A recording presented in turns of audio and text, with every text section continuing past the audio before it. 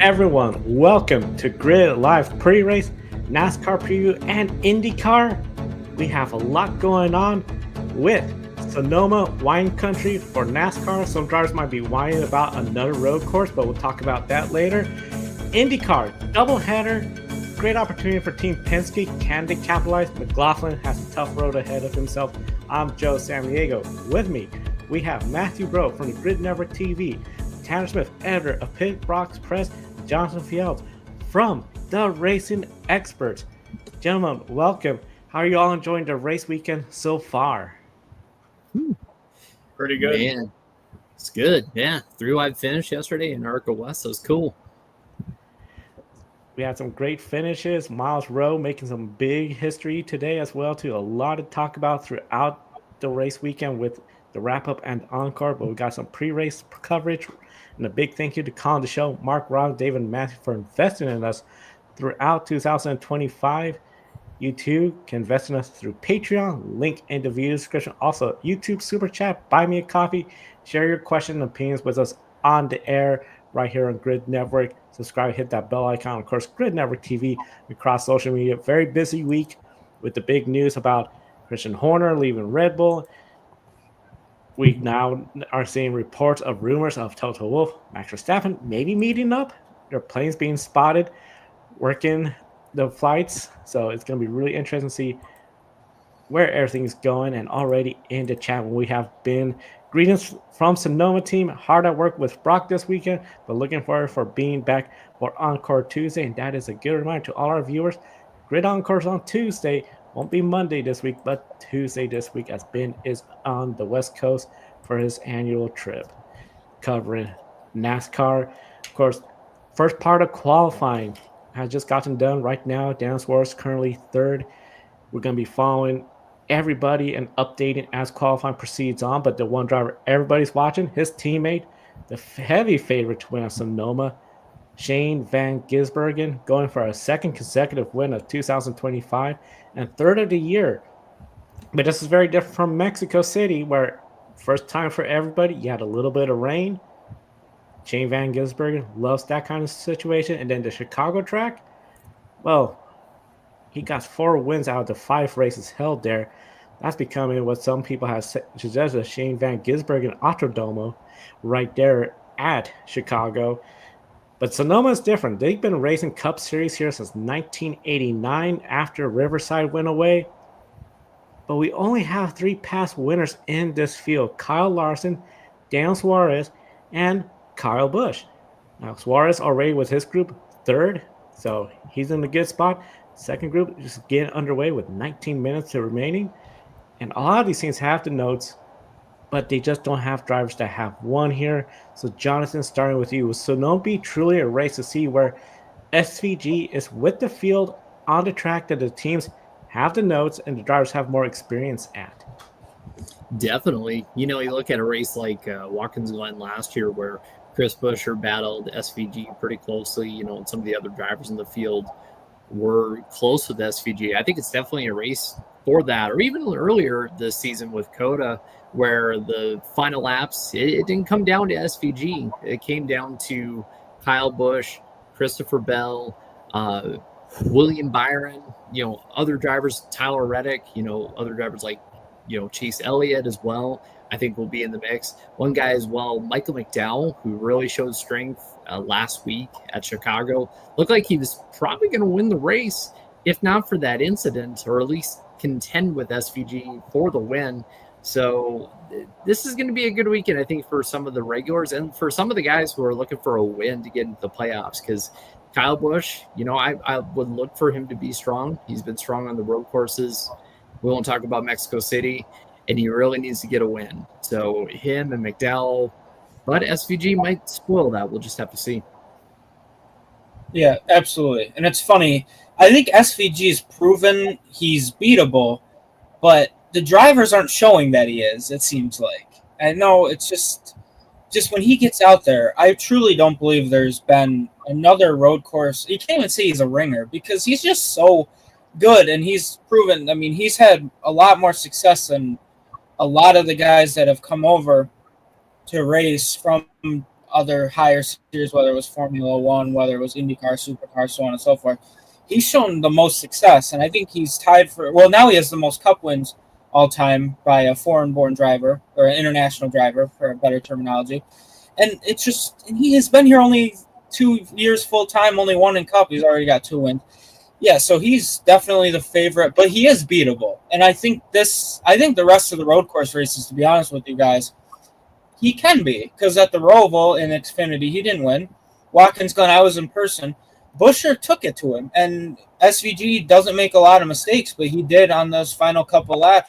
So why Buescher is arguably the best road course racer who doesn't win in this sport, really. He's only got 1, I believe. So I think he'll be a threat here at Sonoma. Sonoma is arguably his best road course. He's finished in the top 5 every single time they've been here in the next-gen era. But yeah, the only experience SVG has in this car, specifically at Sonoma in the cup level, is the tire test. So he wasn't allowed to race here last year because of conducting that tire test. I believe it was with Chevrolet. So, man, I think we'll see more of a threat than at Chicago, where he kind of took off without McDowell in the picture. And then Mexico City, I don't even think you can put that in the same conversation. If that race kept going on, he would have just kept extending the lead to even more seconds. So, yeah, I think it's going to be a very interesting race to watch. And I think this is one road course for the rest of the season you have to tune in to watch. Yeah, I definitely agree with Matthew's final sentiment there. Don't know why I'm coming through so loud here, but anyhow, basically, I think that Sonoma offers up the best opportunity for the competition to catch up to SVG compared to Watkins Glen, which is coming up, and the Roval, which is going to be coming up towards the end of this year. Now, with Sonoma, I feel like the reason this track is going to provide the most, opportunity for the field to win is simply because of the construction of the next-gen car. And yes, I really hate to continue to beat this dead horse, but at this track, it's really hard to have alternative entries to most of the corners. Every corner is pretty much laid out in a way where you can really only take it one way to go the fastest. And granted, while SVG did win here last year in the Xfinity Series race, let's look at who he contended with. Austin Hill, who is not what I would call a road course fiend by any stretch in the Xfinity Series. So if you take Austin Hill and put him in this cup race in an RCR car, he's probably going to run somewhere in the mid-20s. And that's no disrespect to him. That's just a testament to the abundance of talent in the cup field, which Austin Hill is talented in his own right, but at the road courses, it's really not his strong suit. And I just feel like if a driver can get a lucky caution and not have to deal with too much traffic, they could perhaps put on fresh tires towards the end of the race, which we saw even 10 laps on your tires last year was a really important factor in your ability to go out and win.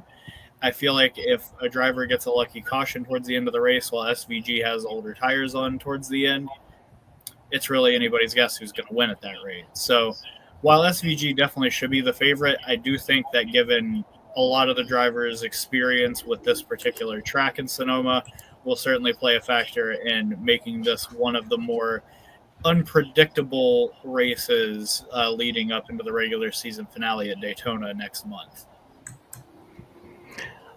Daytona next month is going to be very unpredictable.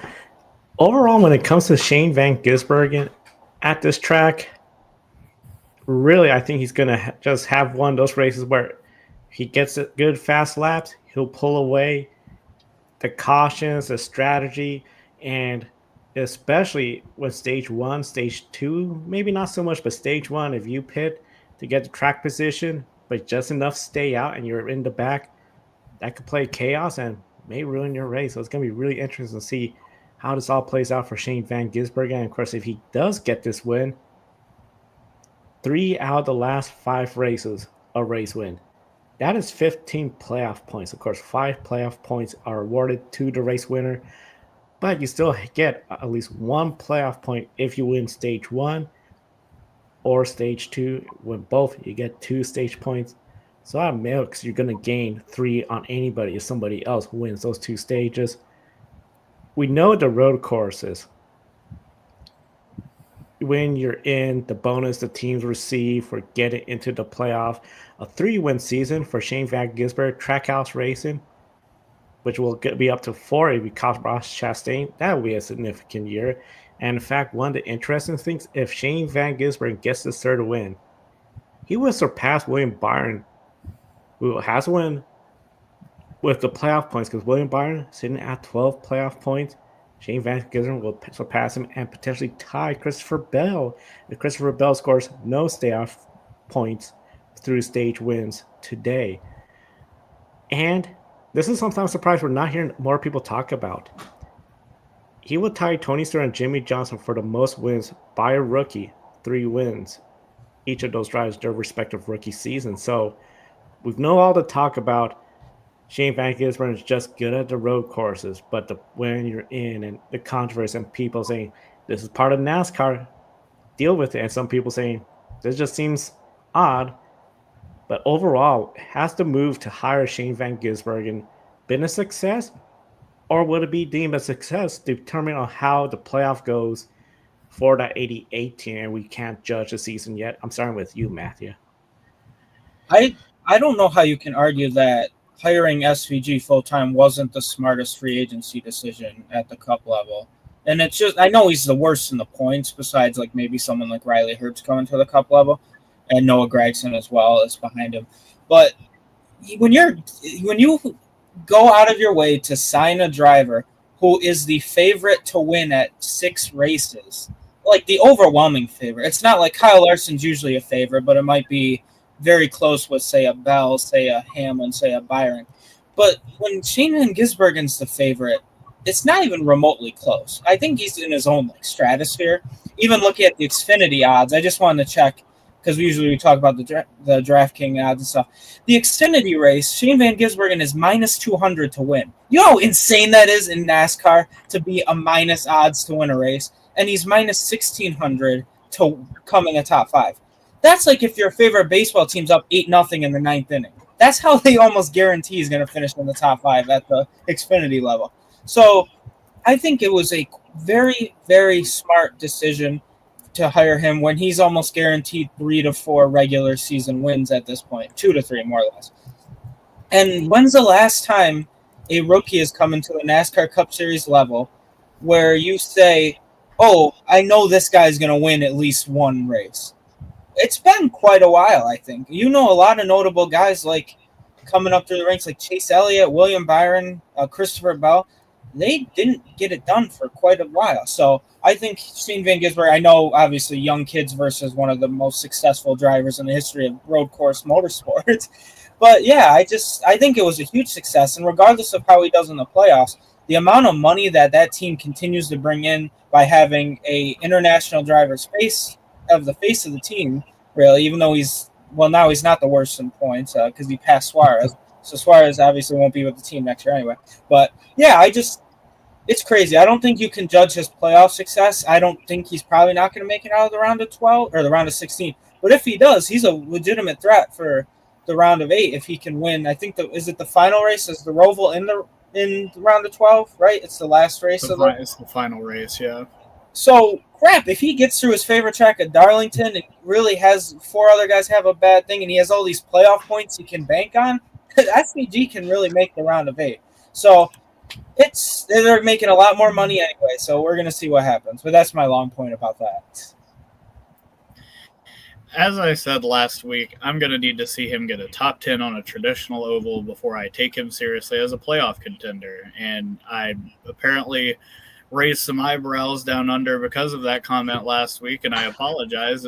I mean no disrespect to SVG. He has made an exceptional amount of improvement on the ovals. The man was running at best 30th most weeks to start the season out. And if you listen to his interview on Kevin Harvick's podcast within the last week or two, it seems like they weren't really aggressive enough in qualifying and with their setups coming into the season. So I just feel like, as much as it's great to see him improve and see him, continue to move up the grid as the oval races get deeper into the season, I still haven't seen enough improvement to think that he's going to make it past Darlington, Gateway, a track that he has never been at, and Bristol, where he was literally nowhere to be found, and then DNF because he and Cody Ware were having a mid-off for 38th.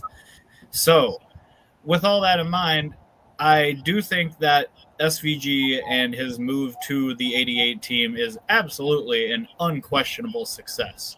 You have to compare them to the 71 Trackhouse fueled Spire team of last season with Zane Smith behind the wheel with this exact same supporting cast on the pit box. So if you compare them to this point in the season, Zane Smith was like 33rd in points and really just more known for wrecking into the inside wall at practically every track than doing anything of note at the cup level at that point.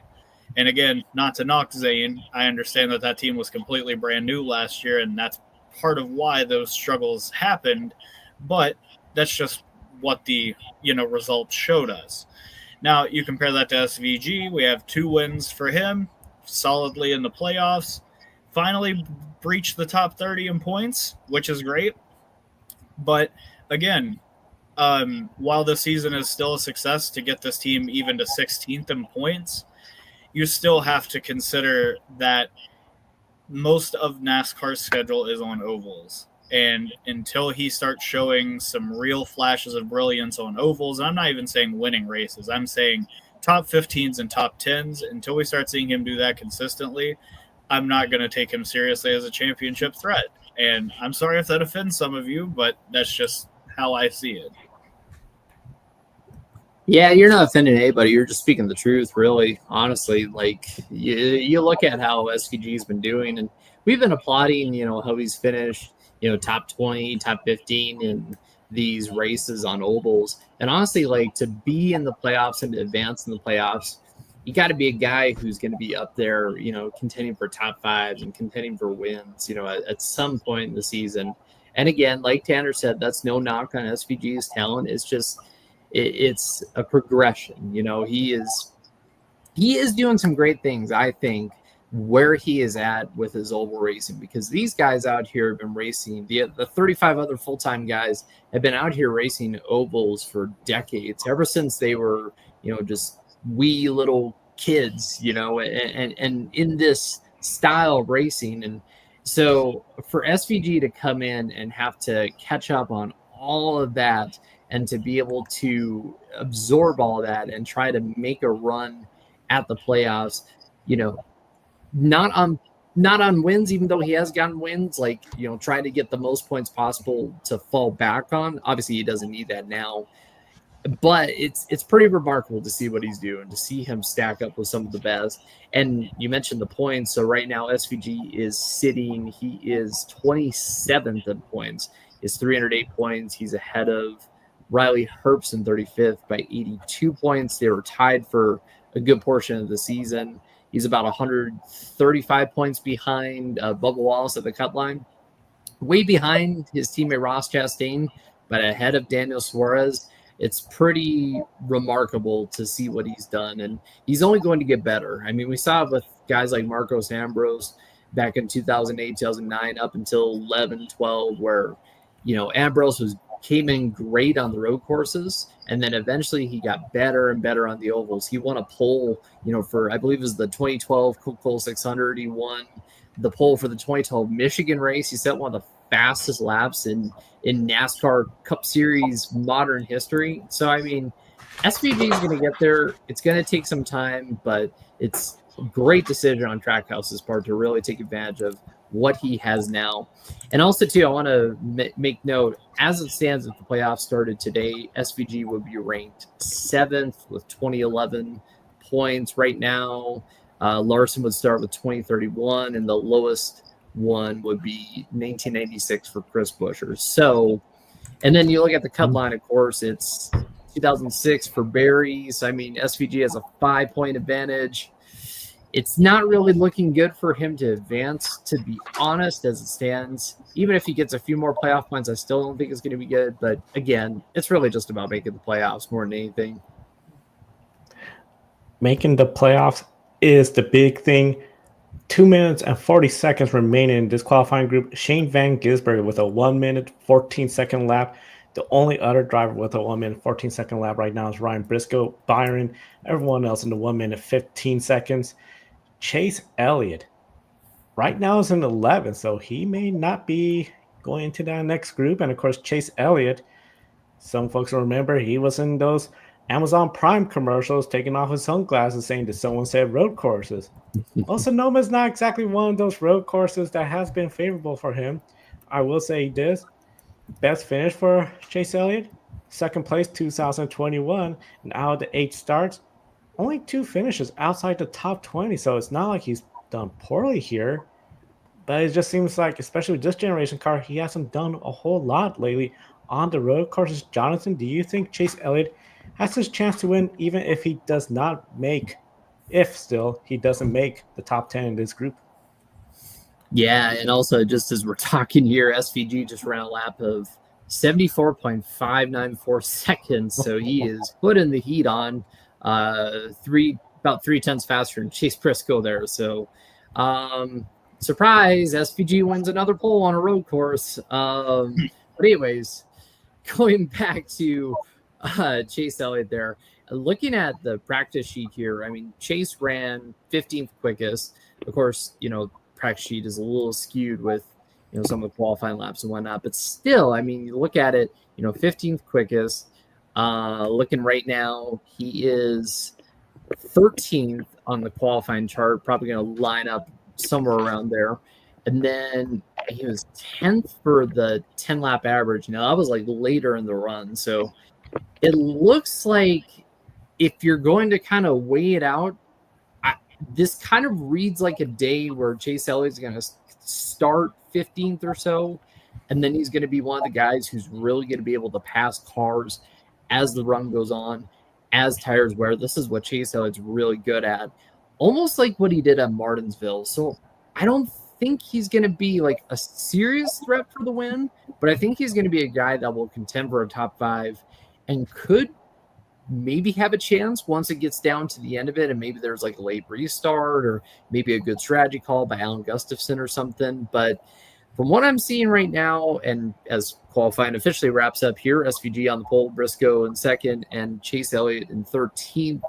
Yeah, I think it's going to be a day where Chase Elliott kind of gets into the top 5 and just kind of sits there. Has some good speed, but I don't think he's going to be a serious contender to win. Something I think is a bit of a tragedy that has been lost with the addition of stage racing is there have been drivers that have come up through the NASCAR pipeline like Chase Elliott, like Ryan Blaney, that are really good at like managing their equipment and, pushing their car as much as they need to without pushing it over the edge. And I feel like with stage racing and the cautions that come with it, those kind of drivers haven't had the ability to have as much of an impact as they probably would have otherwise in a earlier era of time. But at the same time, I think that is exactly what I think gives Chase Elliott a good shot to have a chance to win this weekend. He is obviously rather strong on the road courses, even though he hasn't won on the road courses since we have moved into the next-gen era. He has still been a force to be reckoned with. It's just, again, he just doesn't have the trophies to really back that up. The closest he really came was Road America back in 2022, which was the first year of the car, so a lot of teams and drivers were still just figuring it out. But I still feel like Chase Elliott knows exactly how to get it done, even in this car. And obviously he hasn't really contended at this course very much in Sonoma, but I feel like with the relatively new pavement on the racetrack that seems to chew tires up and spit them out pretty quickly, which is, saying a lot for a facility that, again, only repaved last summer. I feel like Elliott, if he can get a bit of a tire advantage towards the end of the race, he knows how to keep his tires clean and keep them fresh, especially as he's making passes. And he is underrated in his ability to create overtakes on road courses. If you watch his onboard cameras, you will see him watch the car in front of him and see how it moves, see how their line changes, and he adapts accordingly. So I feel like if this race primarily goes green for much of the event and he and Alan Gustafson can cook up a really good strategy towards the end of the race, and I'm assuming they'll be up front, I see no reason why he doesn't have a chance to win this weekend. Yeah, without a doubt, what both of you guys said is absolutely correct. Chase Elliott is such a funny driver in the sense where when we started the next gen era, I think we all were kind of like, oh my God, here we go again with Hendrick Motorsports. Because if you didn't get into the next gen, I think Kyle Larson would probably have more wins than Denny Hamlin at this point. That 2021 car with Larson was just out of this world. But even the first year of the next gen era, Chase Elliott still had 5 victories. I know one of them was because of Pocono DQs, but I think that was 2022. Like, everything blurs together, guys. But he's still pretty dang good. And it's so funny that what we thought is one of the all-time great road course drivers gets in this new car, and he just hasn't been able to win, but he's been so good, like both Jonathan and Tanner said. And Chase Elliott here in the next gen era, he has the 3rd lowest average finish among all drivers. He has 2 top 5s. He's been in the top 10. His worst finish is 8th. Best is 4th. He's one of the guys who is a legitimate threat, and he can be. And I think Chase Elliott's one of those guys who will make a deep playoff run this year, just because I know he had a long winless streak, and I think a lot of his fans were kind of upset about him not winning, but he's 2nd in points, and it's likely that he can take the standings, the points lead in the regular season standings, if Byron continues his summer slump. So, and then, like Jonathan, we're talking off the screen as well, 2022 champion could have easily been Chase Elliott if it wasn't for how good Penske has been at Phoenix in the next gen era, in the championship race specifically. So I think Chase Elliott, legitimate threat. I don't think it matters where he starts. I think he'll be able to do it well. And the 8 starts here, like Joe had mentioned, he's only finished twice outside the top 20. This year, I think he's scared to finish outside the top 20. He's been just doing so damn well, and it's really going to be interesting to see. I really think there are about 5-6 guys that truly can get it done here. Even with qualifying, I lost the results, obviously, but we'll update you guys on that. Chase Elliott didn't start very well. Guys like Christopher Bell, Chris Buescher, they're not starting very well, and they are a legitimate threat. And I know we're going to talk about some other guys. Ty Gibbs, I will keep hitting that dead horse until he finally breaks that dam and wins. But I know that's a whole fun other conversation. But, yeah, absolutely. I want to hear what Joe's thoughts are, but I really think Chase Elliott, if he's not the 2nd favorite to win, he's in the top 3, in my opinion here. I think for Chase Elliott to be a winning contender, Sonoma sometimes is harder to pass, and if we have a long green flag run with no caution, you're then dependent on pitting right before the stage break or going for the stage win when the leaders. He's going to need to really count on his crew chief, in my opinion, to get up there for the win. So I just got to wait and see how this race is going to play out. I think it has to play out in Chase Elliott's hands. Obviously, with Shane Van Gisbergen on the pole, unless he does an absolute silly mistake or mechanical issues, you think he's going to be the clear favorite to win. Chase Elliott, a lot of competition around him, including past winners of Kyle Larson. Ty Dillon, I'll talk about a little bit, but he's going to have a ways to get up there from outside the top 10 to the top 10. Strategy, I think, is going to be the big key for him and that team to potentially work their way towards the front. And while people will be looking up front, Ty Dillon's on the radar for a lot of people, including myself, because he is still in the NASCAR in-season bracket challenge. For anyone that's following, I don't know who's left in this game of the bracket challenge, because I feel like if you had Ty Dillon making it this far in your bracket, you should get some sort of cash prize from NASCAR at this point. He is up against Alex Bowman this race weekend. Now, Ty Dillon had a big scare in turn 4. For those that haven't watched qualifying yet, turn 4, of course, you all may remember, you're coming downhill into the chute. You go wide, you get really close to that tire wall. Well, he locked up, got sideways. It looked like he was going to hit that wall, but kept going. But 26 on the grid, Alex Bowman, his opponent, 9th on the grid. But his record here is not exactly the best one at Sonoma. His last top 10 finish here is 9th in 2021. Top 20s, that's good, but let's see what Ty Dillon can do at this track. Tanner, do you believe Ty Dillon's miracle run in this elimination bracket challenge will continue, or does it end with Bowman eliminating Ty? I would say of all the Hendrick cars, Ty Dillon has the most favorable matchup possible. Obviously, as you just displayed, Joe, his best finish here is 9th back in 21. So that's not even with the next-gen cars. So that tells me Bowman hasn't really had the success here to really give you the confidence you'd like to have that he's going to make it to Dover next week. Not only that, in Ty Dillon's favor, we have his teammate, AJ Allmendinger, to, obviously learn from, comb over his data, and, help work on a comfortable setup for that car.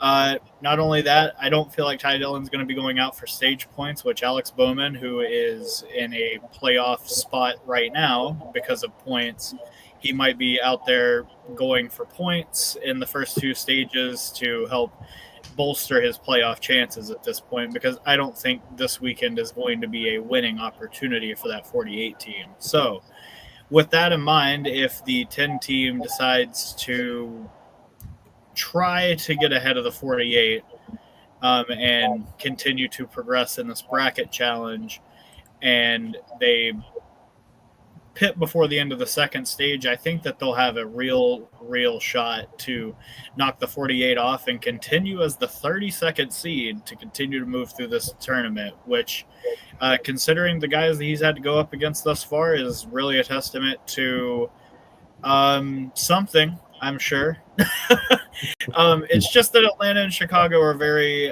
chaotic tracks, very chaotic races, so it's really anyone's guess who's going to come out of those races unscathed. I think Sonoma is going to be the first truly somewhat predictable race. But even then, last year's Sonoma race included, I believe, 2 significant pileups. So at the end of the day, it'll be a really warm one in Northern California. And I think that Ty Dillon might be on his way to drinking some wine, on his way to a bracket 4 berth next week at Dover. So Alex Bowman, better watch your back, buddy. Ty Dillon will be really consistent and probably run like 17th. That's probably where you've got to beat him.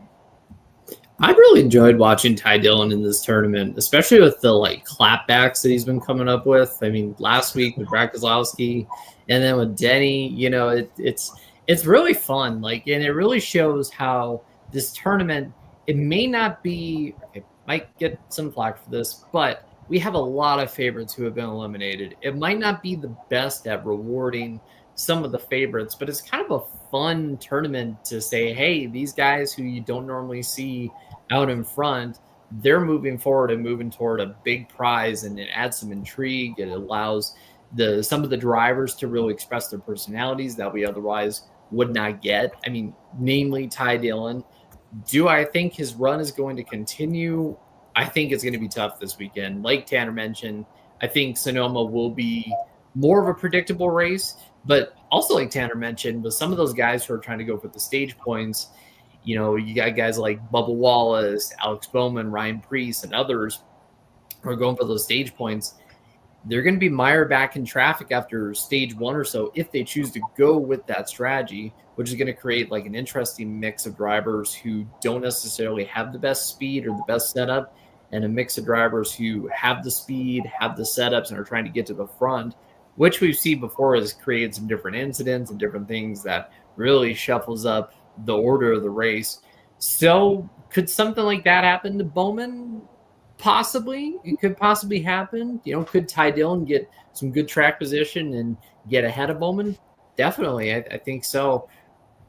I don't know. I just feel like with Bowman's record on the road courses this year, I think Sunday they're going to have a lot of confidence in the speed and the skill that Bowman and his team have really possessed this season. I think they're going to eliminate Ty Dillon and end the Cinderella run.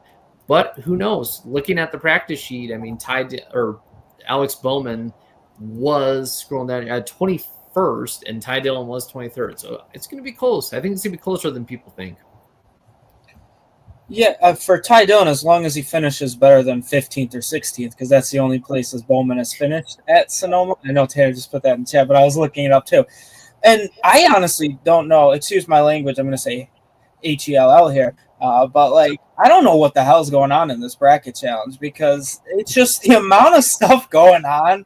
I thought I was for sure it was going to be Chase Elliott, Chris Buescher. And then last week happened. And now Ty Dillon, John Hunter Nemechek, and Eric Jones, one of those three are guaranteed to make the Final Four. So, I don't know. I think I'm one of the few. I'm sorry for that little delay here. I'm one of the few I think that Bowman doesn't get enough credit as he deserves. I think he's proven he can win. He might not be the best of the four on his team, and he's won on a road course before, well, street course. But yeah, Sonoma's not really his best track. He's literally mid at the track in the fifth. Well, a little better than mid, right? So I think Ty Dillon is having the best run that he could. It's the UMBC right here from a couple of years ago. He's having that Cinderella story run. And from what I've heard working on the other side of motorsport as well, there's nobody better with sponsors and stuff than Ty Dillon. So seeing his personality, be able to come out and that excitement of where he was like, I beat your favorite driver to Denny Hamlin. And even Denny Hamlin was like, yeah, we encourage that. So it's awesome for Ty Dillon to really have a chance in this Kaulig car. And I think a legitimate threat he can have to Bowman is if Bowman has any of the Hendrick luck that's been going on lately. But for Ty Dillon, Allmendinger has been really good here. I'm not going to say in general, but this past couple hours, Allmendinger's really been showing why we're not giving Allmendinger enough credit is what I'm getting at. I think he was one of the road course ringers, and he kind of fell off a little bit at the Cup level. Hasn't really won since, I believe, the Roval a couple of years ago when he wasn't even full-time. But Allmendinger's still a threat, and if he can share that data, like I believe Tanner mentioned earlier with Ty Dillon, I think anything can happen. But, man, wouldn't you love to see Ty Dillon or John Hunter Nemechek battling? I think they're on the same side of the bracket. That would be so funny, and you got to love it because $1 million is $1 million. Racing is a very expensive sport. So, regardless, what's going to happen? I think the miracle run can continue. I'm not going to say he's going to be drinking wine. He might be drinking some leftover apple juice that they got out for Zilich if he doesn't win the Xfinity race. Maybe they'll give that over to Ty Dillon, but we'll see what happens. It's going to be interesting to see what happens. I do love how we are seeing more Ty Dillon's clapbacks, as you said, after the race. If he does somehow eliminate Alex Bowman, that's sort of the first person I want to see post-race. Okay, what does he have to say? He's in the Final Four. Just nuts. And, of course, as you mentioned, the other John Hunter Nemechek versus Eric Jones. Two teammates. One of them is going to get eliminated. Ryan Preece, Tyler Reddick. That's going to be a great battle. And then Ty Gibbs versus Zane Smith. We could have a unique Final Four if that is Ty Dillon, Nemechek, Smith, and Preece. That would be something else. And I would love to see NASCAR tell us how many people predicted that Final Four. I bet you'd probably be 0.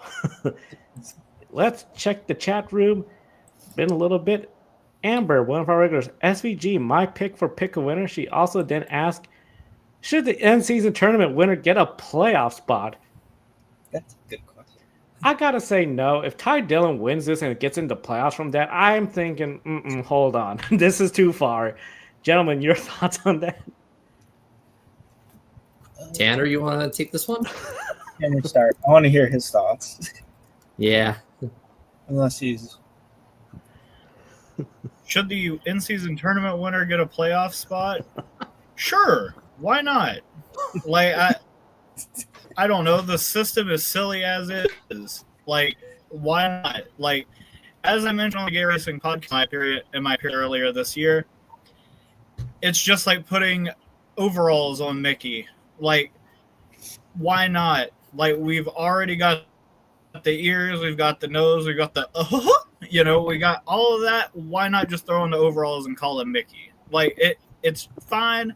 We already have like 15 spots for available winners. We're shrinking the grid a little bit in that way.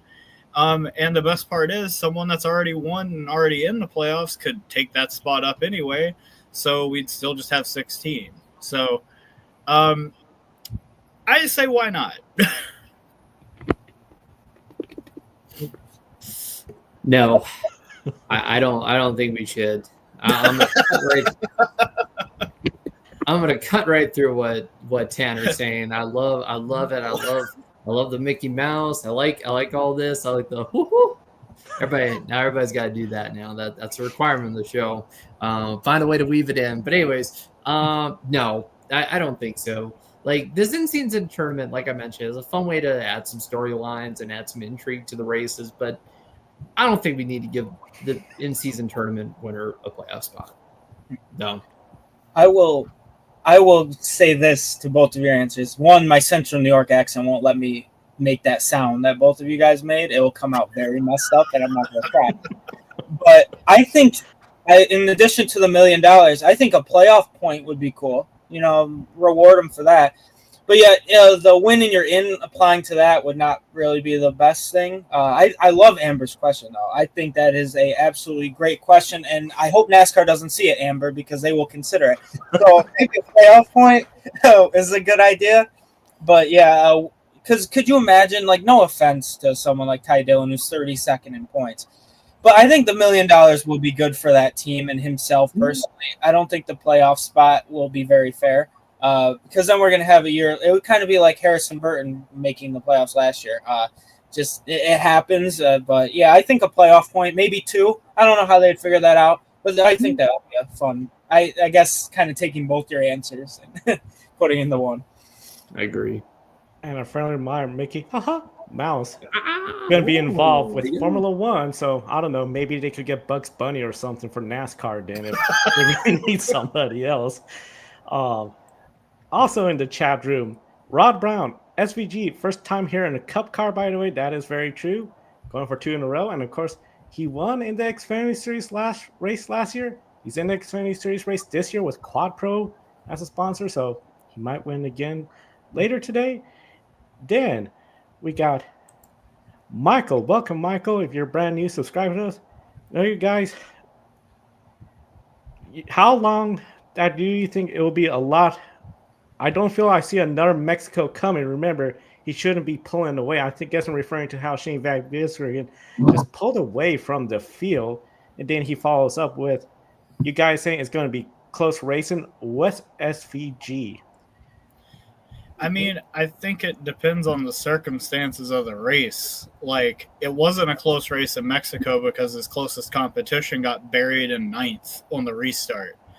The guys that were up there with him had worse tires than him. So, of course, he's going to pull away from them, especially considering his pace advantage that he already has. I think had Ty Gibbs been up there instead of Christopher Bell at Mexico, it might have been a different story. Or if Michael McDowell last week at Chicago hadn't lost whatever part went bad on his car. So, I mean, I think that given that, guys like Denny Hamlin and Kyle Busch have raced here since the beginning of their Cup Series careers, and they have like all this data and all this experience to lean on, I think that that'll lend towards the field and make the race a little bit closer. But who's to say? I mean, my pick winner may still be SVG after all. So maybe I'm just trying to talk up the devil's advocate side of this, but I really do think that this race will be a lot closer than Mexico or Chicago. Mm-hmm. I agree with. I think a lot of like what Tanner's saying. I think the reason why it will be close to is because a lot of these guys just have experience. However, SVG is still the best in this car at these tracks, regardless. But when you look at I think what's going to happen is, regardless of how far ahead SVG is, there's probably going to be some, I can't do the Mickey Mouse voice, but there's going to be some random caution that's going to probably happen. And that's why you guys talk about stage racing and stuff. I personally love stage racing. However, when you flip the stages at road courses, if you notice, a lot of the guys that don't and stay out for the points still end up finishing in the top 10. That's why you see a lot of times on road courses, guys who finish second, third, fourth, fifth usually have more points than the winner, or vice versa. So even SVG has a stage win and a win on a road course. So we're going to see what happens. But I think it's going to be closer than I think there's not going to be another race, to be honest with you, that's going to be as far as Mexico City, unless SVG does the same thing next year. If they have another Mexico City race and a guy like Ty Gibbs, who will win eventually, I think if he doesn't get buried like Tanner said, it would be a lot closer. Interesting stuff. In the chat room, it should be a tough race for SVG. Gerald, welcome. He didn't want to slow down. Yeah. SVG is not going to slow down. And then a question from Adam. Do you think SVG is the best road course racer of all time in NASCAR? Now, while you ponder that first, while you all ponder to see who takes that question first, interesting tweet from Chase Briscoe. Chase Briscoe tweeted out, I don't know about you all, but I think SVG should start dead last at all road course races. Be fun to watch. Now, of course, we know that's not going to happen, but when it comes to road course races, I think he got 3 wins on road courses. You know Jeff Gordon has more wins. I don't think he's at that number 1 yet. So overall, what do you all think? Who do you think? Is he the best of all time in NASCAR? You know, I think it's too early to tell, because when you look at where we are with NASCAR, the NASCAR Cup Series, I mean, we're 4 years into the next-gen car with the style of chassis that they have, with the independent rear suspension, with some of the other parts and components that were new to the next-gen car. I mean, someone like Shane Van Gisbergen, when he was in Australia and New Zealand racing, the Supercar Championship, this was essentially the car that he drove and that he had so much success in and was so good in. So it's almost like he had an advantage coming into it, which is why when I was at Chicago and I saw him there, I was like, okay, this is the first guy I want to talk to because I know he's going to be good. But anyways, like, he has an inherent advantage that I think comes from so much experience that the field hasn't really caught up to yet. And I think in time, when SVG has a few seasons under his belt racing in the Cup Series, and when the drivers in the field have a few seasons down racing with this next gen car, I think it'll become a little bit clearer of okay, SVG really is this amazing, the most amazing NASCAR road course driver of all time. But I think it's just too early to tell. Now, that's not to say SVG is an amazing race car driver. It does take a lot to be able to come into a new series and just immediately set the world on fire and make a run like he did at Chicago in 2023. But I think up against guys like, Tony Stewart and Jeff Gordon and others throughout the history of NASCAR, I think it's just too early. And also, I think it takes a lot more nuance than just, he won this many races, just because we have added so many road course races to the schedule, and it's just changed. Yeah, for me, I'm going to say, I think we had these conversations a few years ago with Chase Elliott when he was winning almost everything on the road courses. Is he the next greatest of all time? And now he's shown over the last couple of years he hasn't won one. However, I will say, just like Jonathan said, I think it's too early. But I truly do believe, so I hope the people are on my side before Tanner's answer. I'm going to play him this way. I think you don't know what I'm going to say. I'm saying exactly what you're going to say. I think SVG will end up being the greatest NASCAR road course driver of all time in the next 5. By the time I'll be 24 in a couple weeks, by the time I'm 28, 29. SVG's in his he would be in his 40s by that time. I think he will be. just because nobody's gotten it this quickly. Nobody's really done what he's been able to do. And he's a legitimate threat, like I said, at least 6 times a year. And then, like you said, it's going to be interesting to talk about because there are more road courses than ever on the schedule.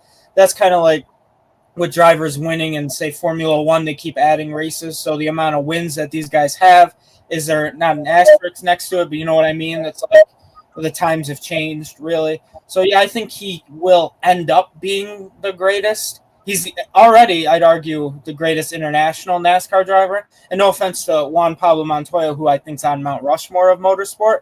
But SVG's just been better in NASCAR. It is what it is. He came from a series where he raced similar cars. I think that's a great question by Adam. And before I throw it to Tanner, this hat, Project 91, Grid Network, for those of you who don't know, has been known SVG for a while. Joe and Kobe go back to 2019, 2020 with SVG winning. So we all became fans just from that perspective, what he's been able to do for this channel. So I'm going to pass the Project 91 hat over virtually to Tanner so you guys appreciate his answer more. So that's what I'm going to do, and I'll throw it over to him to see what he has to say because I know of all the controversy. Listen, SVG is an exceptional driver. And I think that right now to already go ahead and give him the crown is definitely jumping the gun. I think that there are a couple of factors at play in this conversation. For one thing, NASCAR until 2018 ran on the same 2 road courses for 30 years. They ran on Sonoma, which we're going to this weekend, and Watkins Glen. In 2018, they incorporated the Roval at the Charlotte Motor Speedway course, and that added a third one. We raced at the Daytona road course that Rolex runs on every January. We ran that for a couple years in the COVID years, and then we also did some side quests at Road America, and now we're in Chicago, and we added COTA to the schedule. So with that in mind, you know, you look at obviously guys like Jeff Gordon, Tony Stewart, who obviously dominated the road courses from, like, I would say about 1997 to about 2008. And then the Car of Tomorrow came in, and I think it kind of leveled the playing field a little bit. So you saw more guys like Kyle Busch really start to stick their neck out. I think even Kurt Busch won a couple of races, Casey Kane. A lot of guys with like a lot of raw talent were starting to actually get in the car and win some of these road course races and, you know, create what looked like parity. But I say all that to say that not only is the like amount of road courses and the abundance of them a lot different from what it used to be, I also feel like the next gen car is a lot more beginner friendly for someone that hasn't been in a stock car before or all of their lives in a lot of cases. I think that Kyle Busch is an extremely good representative look at this. While he has 4 wins in this car, they all came at the first like year and a half of the car. The very first year he only won a race because 2 guys in front of him 5 seconds ahead spun each other out, and he barely passed the second one getting to the finish line. In the second year, he moves to the team that built the car itself and obviously inherited all of that data and all that work that Tyler Reddick had put in, and they were able to do really well there for a little bit, and ever since then they've been MIA.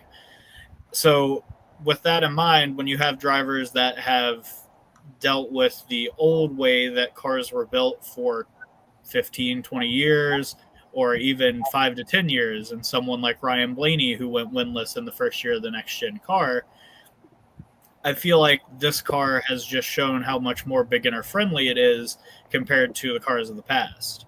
Like, not only that, you got to consider that the base for the next gen car was somewhat based off of the Gen 2 supercar, which is what SVG found a lot of success in before coming to NASCAR and winning his first start, becoming the first driver to do that in 60 years. And even then, that one start was in a Daytona duel race, and no disrespect to Johnny Rutherford, but at the same time, it's only a 150-mile race around Daytona, so it's not even like a real like 200, 300-mile race like we normally get today.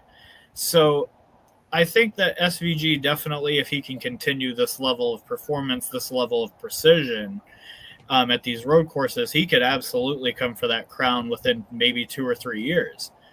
But at the same time, I also feel like if we put him back in 1997 and tried to make him be competitive at just Sonoma and just Watkins Glen, he would have nowhere near the amount of success. And again, that's no shade thrown to him whatsoever. It's just that I feel like the next gen car for someone that's beginning to get into stock car racing is a lot easier to get acclimated to than the old stock cars of the past. So, yeah, I feel like, in an era where we had to fabricate all the parts, where we had to manufacture everything ourselves and, massage the sheet metal and stuff to get the car to drive a certain way, I feel like in that era, it was a lot harder to engineer the car to be good for the driver. Nowadays, everybody gets the same Lego set and builds the same car and just kind of has to tweak different things around to get the car to go fast. And SVG has a certain way of braking that all the other drivers just have no way to really get acclimated to, and that's giving him an inherent advantage. And until the drivers start to adapt to that and start trying to incorporate it into their own style, yeah, he's going to keep putting belt behind. Nearly got me there. But, SVG definitely has a shot at that crown, but right now, I mean, personally, I think Tony Stewart is my all-time road course king. But I think if we're talking about like variants and guys that have won on like a variety of courses, Chase Elliott's got to be up there. Like, he won at the Roval, he won at the Daytona road course, he won at Road America, won at COTA, he won at Watkins Glen several times. Like, I mean, if we're talking about a guy that has, covered pretty much most of the bases that the Cup Series schedule has gone to, it's got to be Chase Elliott. But for my money, if I had to pick one driver in NASCAR history to go run a road course, it's either Tony Stewart or Dan Gurney. Jeff Gordon. That's what I think. I think Jeff Gordon, for the wins and for how he was one of the first drivers, a regular, to really catch on to the road courses and really stomp the field. I mean, you had a race where ESPN made up the fact that he had a flat tire just to try to raise some intrigue over he might lose this race. I mean, he was great in the 90s. He was great in the 2000s. He was great up until he retired. I mean, Jeff Gordon's longevity when he was, still running up front, still doing well. Tony Stewart not running as well, kind of fell off toward the end. My vote goes for Jeff Gordon in that regard. But I like your point about Chase Elliott. That is a very good point. Hold on now. Tony Stewart's last win was at a road course at this very track. You can't say he just fell off. He won here in his last. But in regard to that, that was also off of a strategy call that was made by the team. It wasn't necessarily off of raw speed. Now, whereas in a lot of those last races that I think Jeff Gordon did, you saw a lot of raw speed out of that 24 car, and he was great up until the very end. So I think I would give Gordon the edge in that regard, but that could turn into a whole other discussion and debate. Gordon's last road course win came at Sonoma in 2006. So he ran almost 10 full years without winning at another one, while Tony won in his last year at one. I don't know. Like, I feel like Jeff had more time in the Cup car to get more of those wins. And Tony also went on a whole side quest of creating his own team and all that. I think that kind of plays a factor in it. And I felt like once he moved over to his own team, he wasn't as strong at them for whatever reason. But, I mean, I guess if you're talking about, like, longevity, yeah, Gordon was still, like, competitive at the road courses up till he retired. But I don't know. I mean, it's hard for me to say that, like, Stewart, who came in and kind of stopped the Gordon dominance and completely stomped it into the ground, it's hard for me to say that he wasn't better. It's kind of like Jimmy Johnson coming in and Jeff Gordon never won a title again. I feel like the crown got taken away and he never got it back. That's a good point. Lots of good points. Catching up at the chat room, Gerald Ambrose did adapt to the transaxle cars. We also have SVG is going to have it this isn't going to have it this easy this time around, I feel. Gary, thank you so much for the comment. Miss Young, I'm saying he is a freak for sure. I'm thinking about Shane Van Gisbergen, not Ty Dillon. Gerald, NASCAR taking races to new crowd. That's always a good big win, especially with this international crowd. Rod also saying NASCAR will get the best from him. He's better than in Australia, and he was great there. Andrew, welcome. Ambrose would have won at Sonoma if his engine would have started during the yellow. That was such a painful experience seeing him under caution lose the lead that way and essentially the race win. And Gerald, once again, SVG only done one full season at Xfinity and got more wins than Ambrose and Montoya so far in Cup. A lot of comments, and we encourage everyone, if this is your first time tuning in, subscribe, hit that bell icon because we'll be on the air tomorrow and Tuesday to wrap up all the race weekend. Down to the last question, and we're going to talk about the driver that gave Shane Van Gisbergen a little bit of a challenge in Mexico City, Ty Dillon. I see Matthew already grinning because he's going to be talking about breaking the wall down. Ty Dillon, high starting Toyota in this race. He is alongside AJ Allmendinger in the third row. I'll start with Jonathan this time, and then we'll go Matt and Tanner. Is Ty Gibbs a sleeper pick for anyone's fantasy teams this weekend? He's not a sleeper. He's one of the favorites. Let's put it that way. In Mexico City, if it wasn't for that ill-timed caution, he would have contended for the win with SVG. It would have been a really fun race to watch. You look at Chicago where he was up there with SVG, didn't challenge as closely, but he was up there again. And, going to another road course where they have a lot of notes and a lot of experience. Absolutely. Ty Gibbs is one of the favorites for this weekend. It could be the weekend where he finally breaks through for a win. Maybe. It's coming, guys. I've been saying this for 3 years now at this point. I tell you, it's like when there's a dam building up with water. I will say it every single time, and eventually we can go through all the clips where I've said that exact statement. Once Gibbs gets it done, the dam's going to break and the water, which is the winds, are going to come in. I really do believe it. I think he's just struggling a little more than we all thought he would. So, yeah, like you said, is he a sleeper pick? No, I think he should be somebody's 36 of 36 if you already picked SVG. I've already picked both of them, I think, and I didn't have much luck with Ty, unfortunately. But SVG, I picked him at Mexico City, so I'm doing okay. But, yeah, I think he's a legitimate threat, and I think I always would say Chris Buescher was the best road course driver in NASCAR that didn't have a win. Then Chris Buescher came out, won Watkins Glen. I think that title really falls to Ty Gibbs at this point. I think because you look at the other guys, McDowell's already won. The guys like Buescher, I said, already won. Bell's won, Byron's won, Larson's won, Bowman's won. But, Ty Gibbs is knocking on that door, and I really think he can get it done. I don't know if it's going to be today. I don't know if it's going to be anytime soon at road courses if SVG continues to do what he does, but it's coming. I really do think it's coming, and I will be so excited when it does just because I can stop saying that phrase. So that's my opinion on it. I think if you have a couple, you want to save your picks in NASCAR Fantasy, which Joe and Tanner in our league, please make your picks. I know last was a bit of a struggle at the last minute there. But, yeah, I think he's the real favorite. I don't know what the betting odds are yet. I don't think they've been officially released unless Joe's been doing stuff behind the scenes. But, yeah, I think Ty Gibbs should be one of your 5. If not, put him in the garage is worst-case scenario. Yeah, Ty Gibbs, I'm tired of Matthew building dams on our broadcast. So, come on. Bust it open already. Jesus. Anyway, I'm going to reorient this question a little bit because I value different things in fantasy. I value getting the most points out of the weekend rather than having the top 5.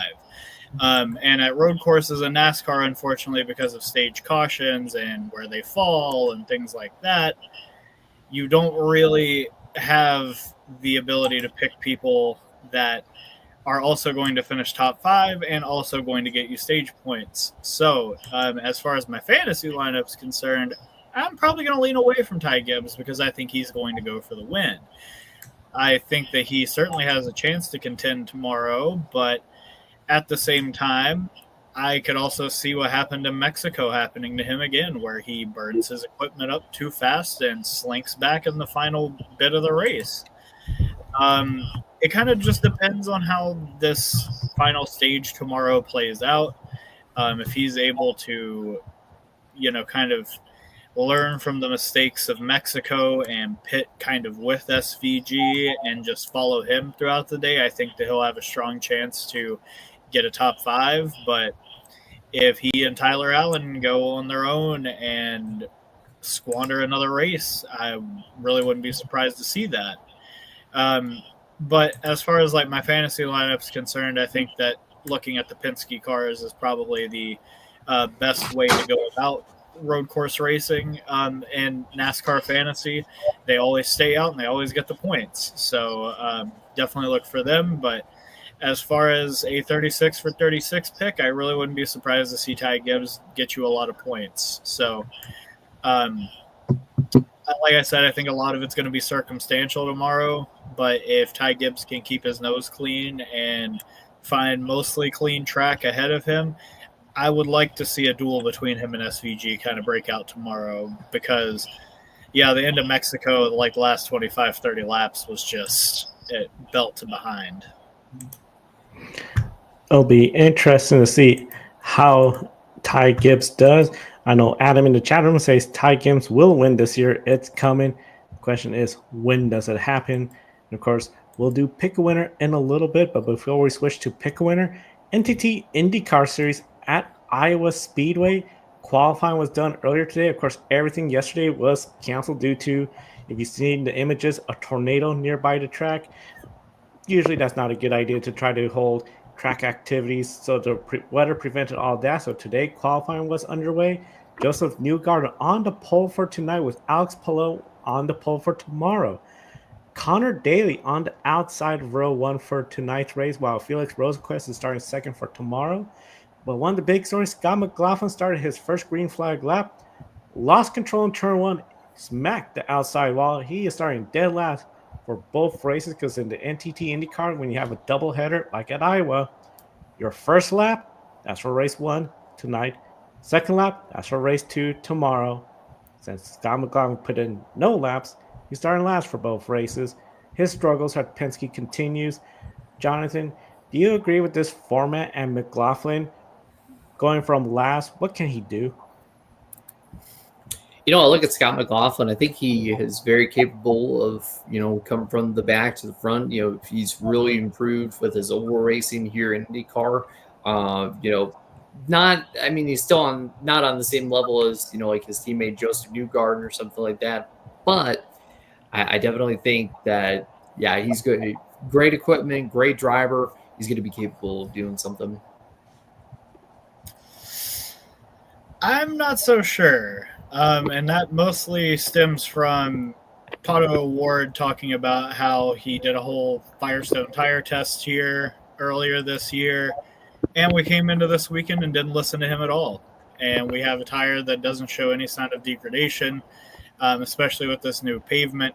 And because of the hash job that NASCAR did on the new pavement, we only have about 60% of the turn paved on both ends of the track. So it creates this really weird race that we saw last year in the doubleheader where you basically are fighting for track position on an oval, and frankly in IndyCar that is not how oval racing should be. I do think the hybrid component this year and the teams having a lot more of a handle on it should give someone like Scotty Mack, who has a lot more savvy and skill at ovals than I would say at least half of the IndyCar field at this point. I think it'll give him a bit of a leg up, but in a race where you're not going to have to manage the tires and you're pretty much going to be able to blitz them for the entirety of the fuel run, I think it's going to be really tough sledding for the 3 team. Yeah, it's interesting what you guys will say. Because Penske has been very good here, I feel. And I know Penske has had arguably their worst start. And I can't even remember the last time they've started this poorly, in the sense where none of the drivers have really done much of anything. Except, Newgarden was well on his way until he went upside down a couple weeks ago on an oval. So I think I want to actually, I know you guys mentioned McLaughlin. I think he can definitely do well. I want to talk more about the format, right? And how interesting is that to think when they're doing a doubleheader, lap 1 is race 1, lap 2 is race 2. Is that something that I know NASCAR doesn't do doubleheaders anymore? But when I went to Pocono during the first year back from COVID, the first official year where they ran the doubleheaders, they had the top 20 get inverted. So you had one qualifying session, you did that race, and then whoever finished 20th started on pole, which I don't know if it was Chris Buescher, from what I recall. It was somebody who hadn't really won a lot. So I think it was it Ty Dillon? One of the two. Anyway, not important. What's important is I wonder, I feel like Scott McLaughlin gets put at a disadvantage here. But at the same time, that format, you couldn't really do it in IndyCar since the guy who's running 20th really would be the equivalent in NASCAR running near 30th, 31st. So you probably wouldn't want them to start up there on an oval. But, yeah, it's going to be interesting to see. Shout out to Connor Daly, though, and Felix Rosenquist as well for being up toward the front. So I don't know what he can do from last. He's just got to survive, I guess. It's those races, they seem like they go quickly because of how fast the cars go, but they are long in a sense. So, yeah, I look forward to see what McLaughlin's able to do. McLaughlin, big road ahead for Team Penske. Just a significant opportunity to turn their season around. I mean, Scott McLaughlin could get 2 top 10 finishes, great. For Josef Newgarden, having one of the lousiest seasons, he excels in ovals, on the pole, race 2, starting 4th, Chevrolet winless. So tonight's the night. It looks like Newgarden could change that narrative. But Tanner, if Josef Newgarden somehow leaves this weekend without a win at all, does panic mode set in? I mean, I guess we should just define panic at this point for the Penske team and for the 2 team in particular. Like, as soon as they ran out of gas at St. Petersburg, the championship was over. Like, let's be honest. With that said, I feel like, yeah, if you come into this weekend and you don't come out with a win or even like a podium, you definitely got to start hitting the red button a little bit. Definitely start moving from DEFCON 3 to like DEFCON 2 and maybe even DEFCON 1. But there are still 2 ovals on the calendar after this weekend in Milwaukee and Nashville that round out the schedule. I would look for Newgarden to actually really contend at Nashville when we go there this year. It's his hometown track, and I think by that point, the Penske firings will have been a thing of the past, and the new organizations within the team will, really start to meld by that point. At least that's what you would hope for. With that said, I think Josef Newgarden might go out and double it up this weekend and put all of the concerns to bed. I mean, the guy is the corn king for a reason. And I think that in a season where he sits 17th in points and really needs something to boost him up throughout the rest of the season, I think a win today and maybe even tomorrow will definitely be a step in the right direction. For me, I'm going to take a different approach in the sense where I think Newgarden can absolutely sweep the weekend. He is one of the best oval drivers I think IndyCar's really seen in recent memory. But when you look at the overall season, if he leaves without a win, I think if there's a panic button, I think it's just destroyed through. I think that's the panic button. He's behind. Look, you look at the standings. A driver, this is no disrespect to this driver ahead of him in points was a couple $1,000s away, hundreds of thousands, from racing full-time Xfinity before he got the IndyCar opportunity, and that's Connor Daly. Newgarden's behind Connor Daly in much lesser equipment, in my opinion. Newgarden, I think he's already in panic mode. I think a lot of them gave Bob Pockrass some crap when he said after Palou won the first race, is this going to be like the season? And Newgarden was like, oh, no, don't worry about it. But for Newgarden, he's been behind Palou since practice 1 of this entire year. Everyone has, really. But in terms of just Newgarden in general, who was a legitimate threat last year for the championship, he's just not had a good year. And he would have won, obviously, a couple weeks ago if he didn't flip. So I think he could get both done. So I guess we'll really see what happens. I'm looking forward to it. I think IndyCar product on ovals is really fun to watch.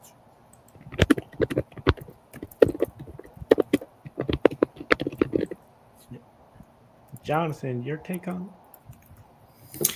Yeah, I definitely agree with what these guys were saying about how if Newgarden does not win this weekend, it's definitely going to set some panic in just because of his record on ovals and how strong he's been and how the season has gone. But I think it's just kind of a season that happens to every driver in their career where they're just off. They don't have the speed. They don't have just everything, the luck that you need to be successful. So I agree. I think if he does not get something done this weekend, definitely sets in some panic for them. It'll be interesting to see how that weekend's going to shape up for him. In the chat room, Rod Brown with McLaughlin should move to NASCAR. If the way the season's going continues, why not? Can't hurt, but I think he might want to stay there, especially with his road course experience. But with what SVG's doing, winning you're in, Scott McLaughlin knows one win and he's in the playoffs. So that could change Team Penske's thinking, because the championship this year, unless we see a dramatic fall in performance, Alex Palou, I think, has one hand in the championship. He's starting up front. He has the pole for tomorrow night. Traditionally, ovals is not his strength, but he won the Indy 500. He just seems to be on another level. And now, especially with this car, the hybrid unit, as you brought up earlier in the show about the weird paving job they've done to this track, passing was not the greatest and it wasn't the typical oval race we see in the past. So, Matthew, could Palou be a winning contender for both races in Iowa? Yeah, with 100%. I think, like I've said before, last time I said this, he didn't win, but I think when you have the best race car driver in the world, I think he could really win anywhere in IndyCar. And it's shown. I think nobody gave him credit, and he came out and won the Indy 500. So, yeah, I think I could be short with this answer. He was fast in practice. He was top 4 in both qualifying efforts. I mean, Palou, you just don't bet against him. And we showed last week he was human. He is human. We didn't think he was, but he is. So we'll see what happens. I think absolutely he can be a contender, and I wouldn't be surprised if he did possibly sweep the weekend. Yeah, I feel like Palou definitely has a shot, considering he finally got the monkey off of his back, proverbially speaking.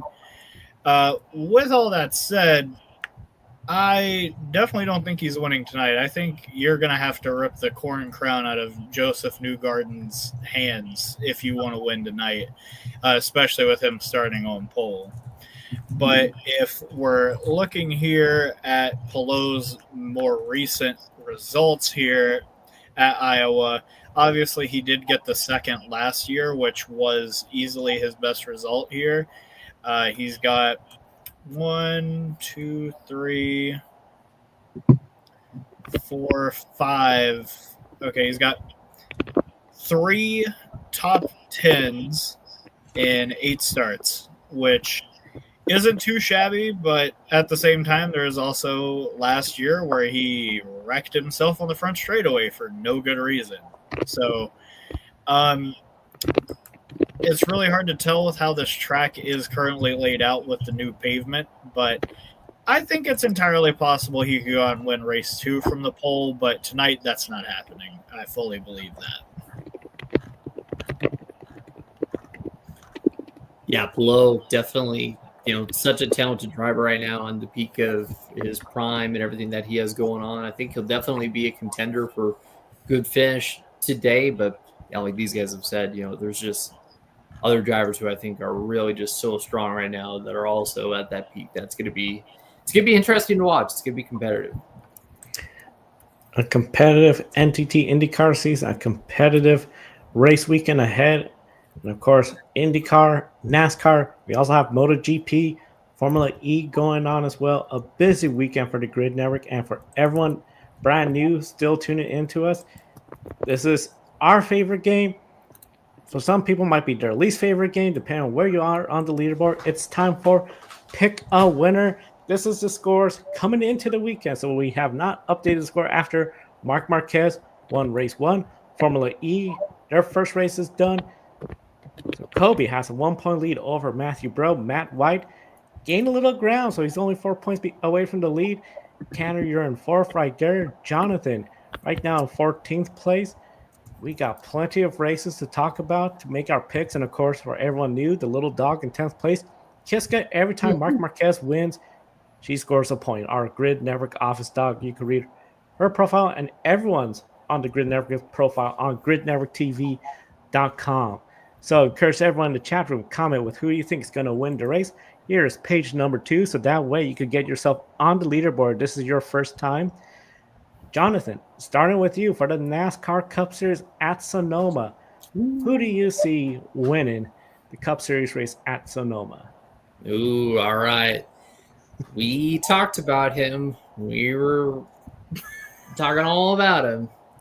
It's not who you think. It's Ty Gibbs. I think Ty Gibbs gets his first win this weekend and gets it done. Wow. Okay. All right. Didn't expect that one.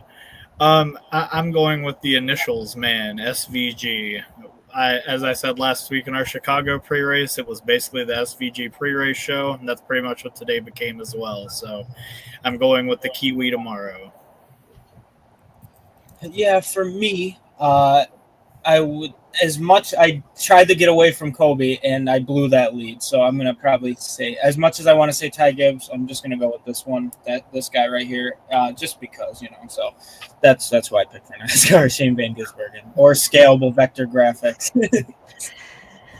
And encourage everyone, be sure social media, Instagram, find Isha Bashwa at Little Silly Racer, find her SVG video as something a lot of people find hilarious, including myself. I'm going to go with SVG as well, too. SVG, I mean, unless something goes out of his control, he has this race, in my opinion, won.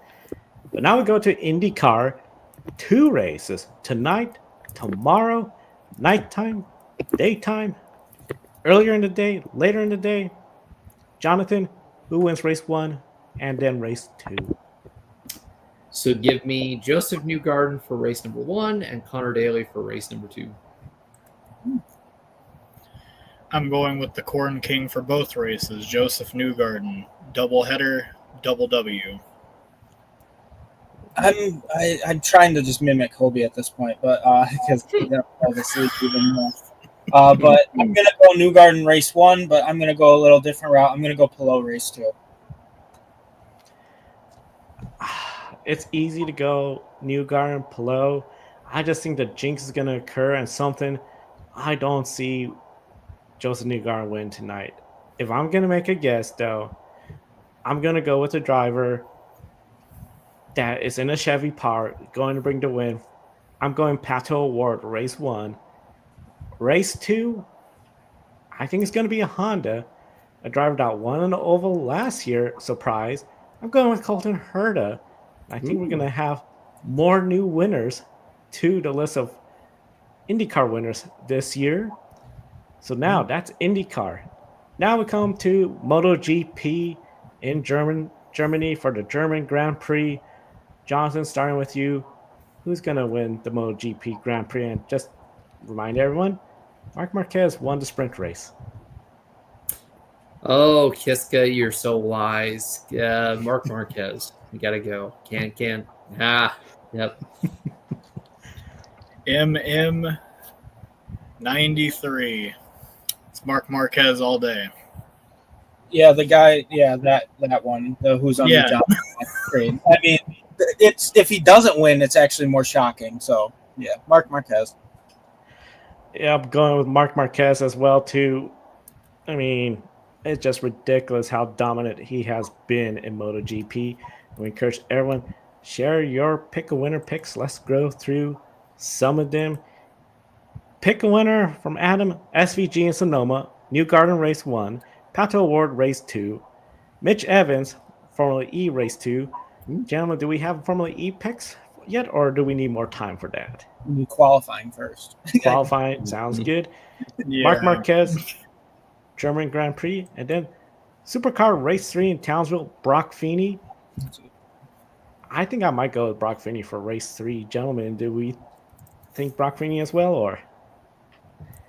Has qualifying come on yet? No, it'll be on at Nope. 7 my time. So I'm going to wait until then before I make my election. But the Fords have been strong this weekend, and granted, they didn't win yesterday, but I think we could see another Ford victory in Townsville.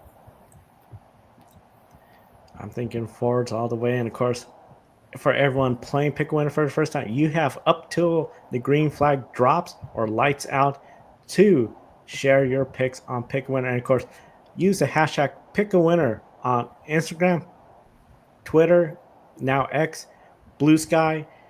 Find the post or just use the hashtag. We'll search for it and try to get you on the leaderboard. Of course, you could comment below.